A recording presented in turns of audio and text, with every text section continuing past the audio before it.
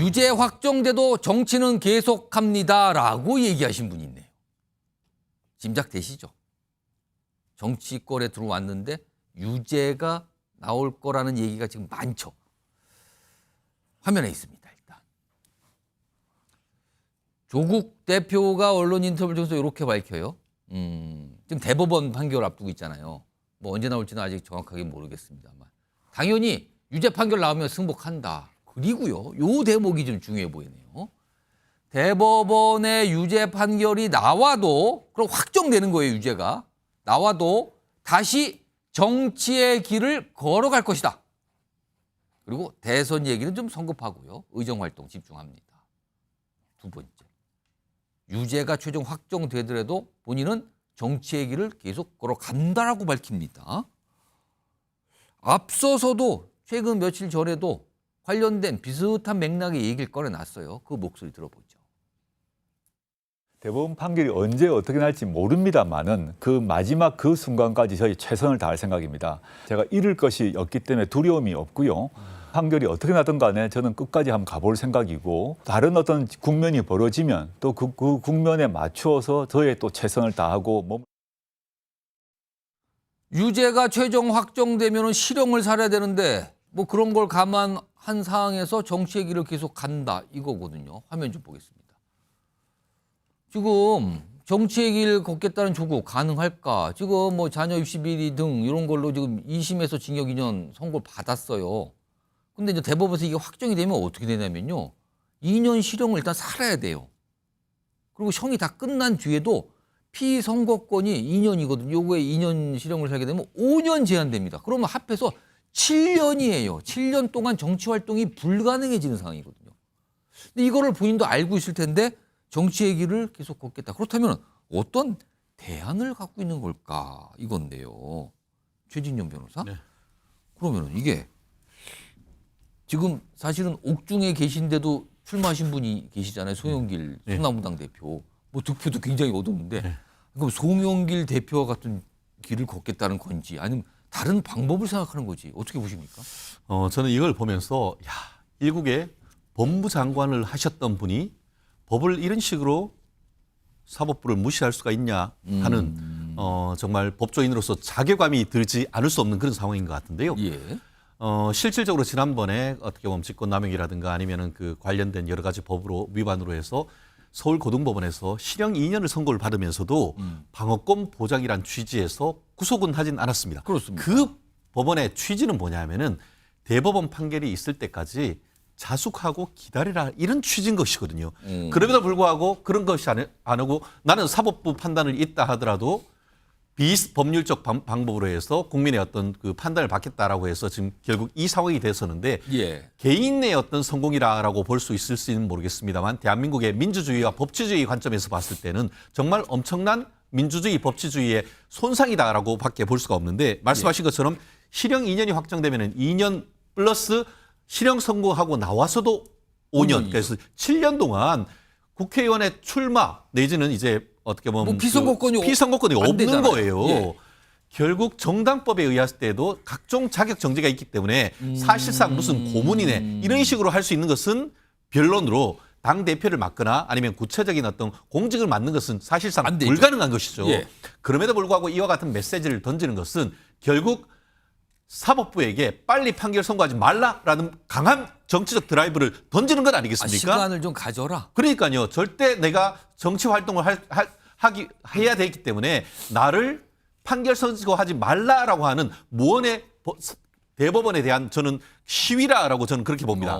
그렇기 때문에 저는 이와 같은 행태가 과연 전직 법무장관으로서 할 수 있는 일인지에 대해서는 굉장히 의문인 것이고 그렇다는 점에서 오히려 대법원이 신속한 어떤 판단을 해서 2심 판결해서 정말 사법부가 얼마나 엄중한지 바로 판단을 해줘야 되는 것이 지금 이 시점 사법부가 할 직무라고 저는 확신합니다.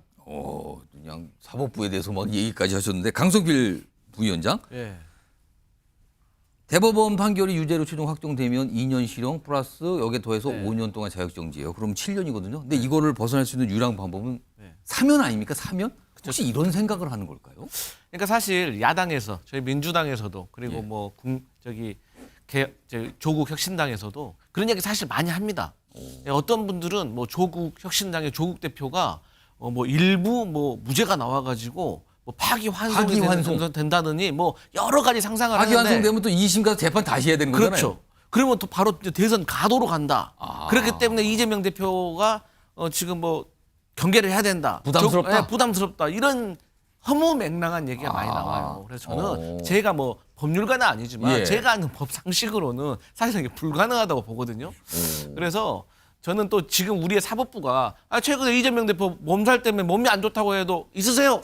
1시간 더 하겠습니다. 그렇습니다. 이러잖아요. 예, 우리 사법부가 그래 호락호락하지 않다. 그래서 저는 그 조국 대표가 우리 최 변호사님 말씀하신 대로 뭐 압박을 대법원을 한다고 한들 예. 그 압박을 받을 대법원도 아니고 그러면 정치를 판결이 나오더라도 유죄가 확정되더라도 계속 정치를 하겠다는 건 무슨 뜻입니까, 이거는? 저는 뭐 아까 제가 말씀대로 여기 소나무당 케이스입니까? 근데 이제 서남무당도 사실 물리적인 한계가 있는데 예. 저는 사실 그런다고 해서 뭐 대통령의 특별사면 어떤 대통령이 해주겠습니까? 그래서 너무나도 조금 현실과 좀 동떨어진 얘기다. 그저 좀 희망사항 같은 얘기다. 저는 제가 그렇게 뉴스와이드 단독 뭡니까? 단독으로 팩트를 갖고 있었어요? 말씀드리고 싶은데요. 예. 야, 이거는 제 개인적인으로 알고 있는 사안이기도 한데 예. 그 조국 지금 혁신당의 대표 조국 대표의 예. 변호인이 예. 우병우 전 민정수석의 그 변호인과 같은 분입니다. 아, 그때 그걸 맡으셨던 예, 분이에요? 해서 영장을 2번씩이나 기각시켜줬던 그분이 부장판사 출신이 지금 이 사건을 하고 있습니다. 예. 얼마 전에 만나뵀는데 예.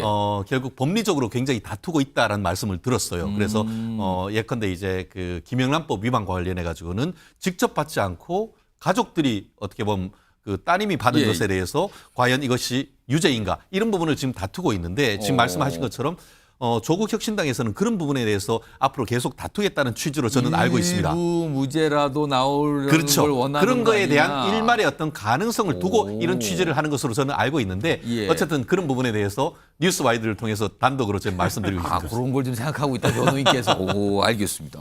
갑자기 또 단독을 얘기하셔서 그냥. 특정이죠. 알겠습니다. 제가 감사하다고 말씀드려야 될 것 같기도 하고요. 제가 예. 30초 좀 예, 말씀하세요. 저는 조국 대표가 지지자들 특히 음. 이제 그 조국 혁신당으로 돼 있지만 사실 1인 정당이라고 좀 보고 있거든요. 그래서 예. 시간이 다가옴에 따라 굉장히 힘들 거라고 봅니다. 그렇기 때문에 자기가 끝까지 정치를 하겠다는 얘기를 해야 된다고 보고 저는 그 조국 대표에 대해서 이 어떻게 보면 본인은 유죄가 나와도 반성하지 않는다는 거를 명백하게 얘기한 거거든요. 그래서 저는 속된 말로 우리가 징역을 갔을 때 산다 그런 표현도 있지만 때운다라는 표현도 있지 않습니까? 징역을 사는 게 아니라 징역을 지금 때운다. 때운다는 그런 느낌으로 어떻게 보면 오. 반성하지 않는 그런 자세가 저는 어떻게 보면 지금은 선거에서 이겼다고 저렇게 오만하지만 다 보고 있습니다, 국민들이. 알겠습니다. 지금 조국 대표가 저 얘기만 한 게 아니에요. 윤석열 대통령과 관련된 얘기도 또 꺼내놨는데요. 그 목소리 좀 들어볼까요? 대통령이 조국 대표와 어떤 만찬회동을 하겠다 이렇게 요청을 네. 해서 받아들여지면 네, 무조건 가겠습니다. 예, 무조건 가시겠죠. 네, 예. 근데 술도 하실 수 있습니까? 술 기꺼이 할 수 있을 것 아, 같습니다. 그렇습니까? 제가 윤석열 대통령보다는 못 마시겠죠. 김기웅 전 부대변인, 윤석열 대통령이 만날까요? 조국 대표를? 아니 조국 대표도 본인은 만나고 싶어 아니 하는 그러니까 제가 볼 얘기를 때는 하네요. 조국 대표가 이제 이재명 대표 만났으니까 대통령도 만나고 싶은데 제가 볼 땐 질문도 조금 이상하지만 답변 또한 예. 뭐 이해는 가지만 왜 그러신지 아무튼 뭐 약간 좀 말도 안 되는 지금 얘기를 한 것 같다는 말씀이신데 김종욱 총장과 사실 이재명 대표가 사실상 야권의 대표로서 윤석열 대통령을 만난 셈이 됐어요. 그 전에 또 조국 대표를 만난 다음에 갔으니까요. 근데 지금 조국 대표는 윤석열 대통령을 왜 이렇게 만나고 가? 제가 볼 땐 뭘까요? 조국 대표도 못 만나는 걸 알면서 이런 얘기한 것 같은데? 아니 1년 6개월 동안 제1야당 당대표도 안 만나주신 분이 예. 갑자기 조국 혁신당의 당대표 조국 만나주겠습니까? 의석주 12석인데. 그리고 악연도 엄청난 악연이 있는 그렇죠, 사이 악연이 있죠. 아니겠습니까? 제가 볼 때는 오히려 이런 얘기를 한 거는 뭐 밥 먹으라면 밥 먹으러 가겠다는 얘기는 저는 한동훈 특검법 얘기하는 것 같아요. 밥 안 먹으러 간 분도 계시지 않습니까? 저 같으면 밥 먹으러 갈 텐데요. 밥 안 먹은 분도 계십니다. 아, 그 얘기를. 뭐 이런 얘기를 한 것 같고 또 하나는 술도 먹겠습니다라는 얘기는 대통령께서 술 잘 드시잖아요. 그러니까 제가 볼 때 되게 정치적인 언어를 사용한 것 같고요. 아무리 조국 당대표가 만나자고 얘기한들 예. 윤석열 대통령이 알겠습니다.